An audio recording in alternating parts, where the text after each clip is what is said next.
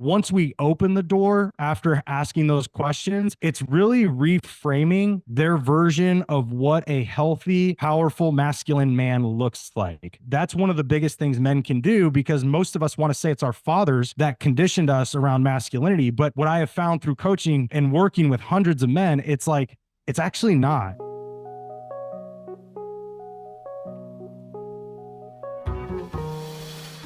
Being in Spec Ops, you're in the top 1% of the United States military. So this is your, and I'll clarify for everybody. When I keep saying Spec Ops, it's a group, it's a community of people. It's Navy SEALs, it's Army Rangers, it's Special Forces, it's Pararescue, it's, Marine Force Recon. There's a group of us from different branches, and we all are classified under this umbrella as Spec Ops.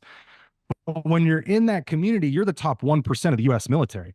So there is something a little different to you, but at the end of the day, your level of consistent training is so high because you just do it day in and day out. Like it doesn't matter if it's raining, snowing, shining, like there's no excuse. You're constantly training on the basics so that when you fall into that highest level of consistent training, when you fall back to that, it's just exceptionally high. And so that's where it is. We constantly do it. And you don't even just do it when you're back.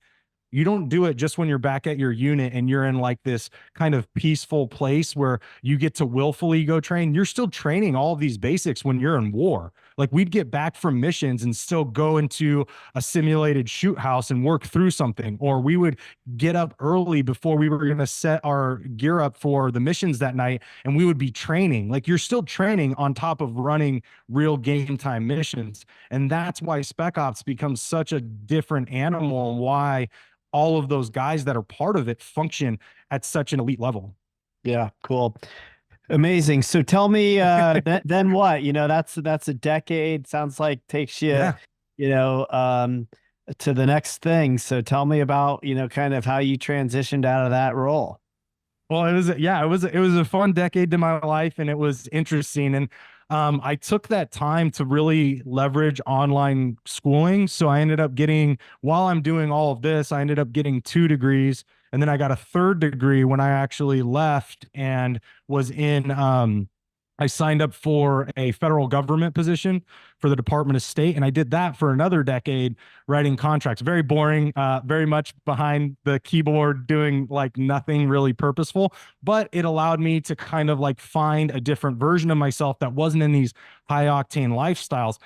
In the same token, I really struggled with not having that big purpose that I'd had for a decade. I really struggled with not I didn't epitomize the elite man that I had built over that decade, because nothing I was doing was consistent with what I had just learned for 10 years. Mm-hmm. So it became a really hard time for me. I ended up with a failed marriage. I ended up getting divorced. We couldn't figure out our differences, and I didn't have the internal development skills to process a lot of that. So we struggled. We ended up in there. And then I just realized, like, hey man, you're really good when you put your mind to something. And so you're either going to be a really good piece of crap if you continue down this path, or you're going to be really good at something else, but you got to pick right now. And that's what came out of that divorce, which was, again, more of like a divine message for me. It was like, all right, man, now I have to choose. Like I need to start making my way back to that elite man I used to be. And that's where I started to do a lot of work on myself. And that brought me to kind of where I am today, which is, I created my podcast, The Art of Masculinity. I've started doing men's development for the last probably 5+ years, wrote a book for men, and then really started diving into being elite again, but in different areas, not just war and protection. So that's really what it took me through. Well, tell me about the work that you were doing on yourself that allowed you to get from that point where you picked, but picking is just the beginning. I was reading something last night. They say, knowing where you want to go, if you're standing at the bottom of Mount Everest and you say, that's where we're going, like big deal. It's actually, going up the mountain that's going to really be the difference. Are you going to do it, especially when it gets hard? So talk about, you make the choice to do your own work. What's that work look like? What was the work? Well, the first thing I have to give credit to is Dr. Wayne Dyer, right? Anybody that's read his books or know him, and looks like you know him, but Yeah, yeah. Dr. Anytime I hear that, I'm like, I got it. You know, it was also my first entree into the work. So, Yep, and but he dope. dude, he had Excuses Be Gone, and Excuses Be Gone for me was the book I needed to, because I used to believe self-development was for weak people. I was like, oh, this is people who need coaches because they can't handle their own stuff, right? And then when I finally read Excuses Be Gone, I was like, oh man, he's calling me out. I have a lot of insecurities I'm protecting with that statement, even about like what self-development is. So I had to really come to ownership. As you know, the book is all about that, owning everything, owning your good, owning your bad, owning your insecurities, owning your shadows, owning all of these things. And when I finally started to do that, I started to peel back kind of that onion on my perception of what it was to be a strong man in this world, what it was to work on myself, and what that even looked like, which was, okay, if I have to start taking ownership. And then number two, I have to start asking myself the real questions. And the real questions are, if I have a perception, right? Like I'm judging you, Brett, like I'm judging you because I look at you and I'm like, gosh, this guy's making a lot of money, but he couldn't do anything I could do, right? These were things that used to go through my head. If I'm judging you, then the question for me is like, but why am I looking at Brett and judging him for the fact that he's made a lot of money and I haven't, but I could do certain skills or had certain skills that he couldn't have. Like, what's behind that judgment? And that was where the real work started to happen. When I started to question my perceptions, every time I had them, it really started to change the way I saw the world, the way I saw myself, the way I interacted with other people. And it started to help me to develop and cultivate friendships on a deeper level where there wasn't judgment and there wasn't ridicule. There was more of inquiry, and there was more of connection, and there's more of how can I learn from you. And those things were not part of my repertoire because I was in such an alpha environment. That was like, that wasn't it, but they had to be part of my repertoire if I wanted to develop in this quote unquote real world, because Hmm. no longer did the skills that I had cultivated over 10 years really apply to 99% of my life, Hmm. you know? Hmm. And that was the biggest thing that happened. So it was ownership, and it was questioning my perception. That was the work, and it was really hard. That Yeah. actually like put me through the ringer. Give the audience a little insight into, you know, what about your show, your groups, your work, you know, is what, you know, you talked about the basics. What are the basics? For so for men Yeah. specifically, there's two things that I do work with women as well, but there's two things I hold basic for both communities. For the men, the first thing is, as a man, you have to have an opening to men's development. I have found that there are so many coaches out there, and a lot of them want to go very esoteric very quickly. And this is where the men's movement failed in the 1980s and the 90s. It failed because the fact that, the average 95% of dudes weren't going to go run around in a forest in a loincloth, beating their chest and playing, kumbaya on a guitar. They just weren't going to do that. Mhm. And I talked to a good friend of mine who was part of that movement, and he was like, yeah, that's why it failed. So I was like, cool. We don't want to do those kinds of things. So we need to bring men in at a lower level. We need to bring men in at where they're at, not where we want them to be. And that's basically where we take them and say, hey, dude, how do you start to question some of the things that you feel angry, frustrated, shame, or guilty around? Shameful or guilty around. We got to get through those basic levels, because those are really what men are dealing with every day.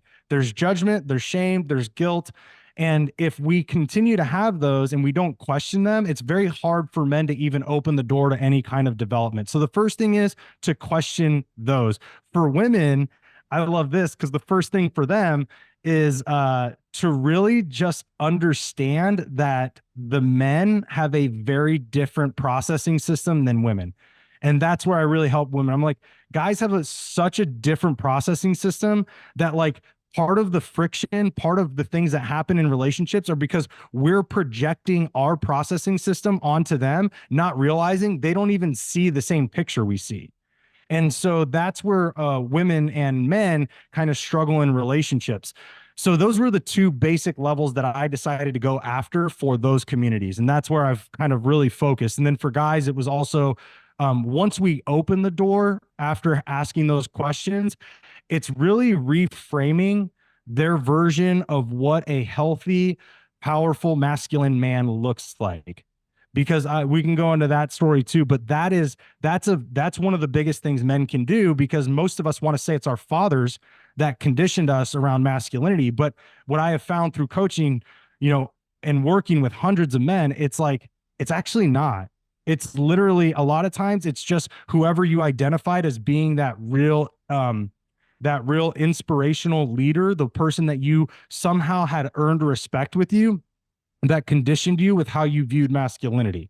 And so a lot of times when men don't actually review that, they can't see what was given to them, and they can't see what doesn't really align with them. And that's what we want them to question, because at this point, most men, they don't have their own version of what a strong man looks like. They were given a version of it, and then they've just taken it on, but it may not be authentic to them. Interesting. And maybe you could just speak a little bit more about, what that reframe is, what does it look like?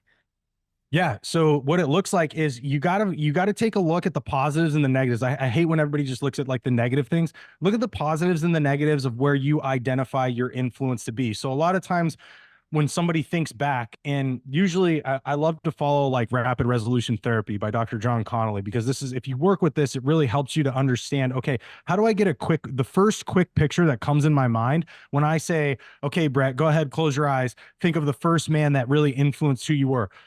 All of a sudden you think of it and I say, okay, let me know who it was. I don't give you a lot of time. That usually that first split second person that comes up is the one that influenced you. And a lot of people are surprised that it could have been a TV character. It could have been an uncle. It could have been a friend of a mother if they grew up in a single parent household and they were raised by their mom. Like, it could have been so many different people. And when you take a look at that, now we've identified who it is.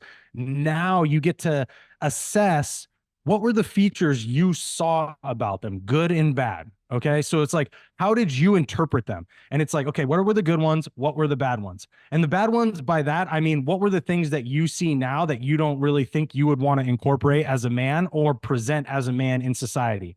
And once you have that down, you can start to now see, okay, what have I been carrying that I'm not aligned with? And what have I been carrying that I truly do believe?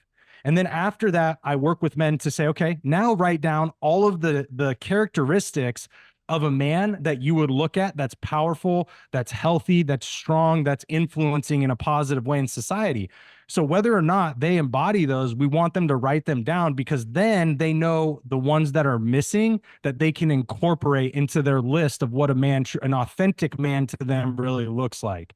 Once you have that, the framework is really, we whittle it down to about three key elements, because what happens in like I said, you don't rise to the occasion. You fall to the highest level of consistent training. We want to give something to your brain that is easily trainable and is easily resorted back to when you get flustered, when you're in a chaotic environment or your emotions are rising. When we give you only 3 principles of behaving as a strong man within your authentic self, you can remember those 3 principles as long as you train on those every single day.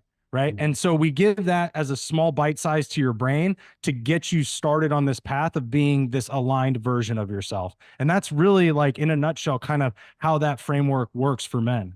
It's great. That's great. I love it. I love it. I think it's just important, men, women, human beings, you got to learn together, you got to use your life experience to create from that place, hopefully in service of other people, which sounds exactly like, what you've done. So I always, love hearing those stories.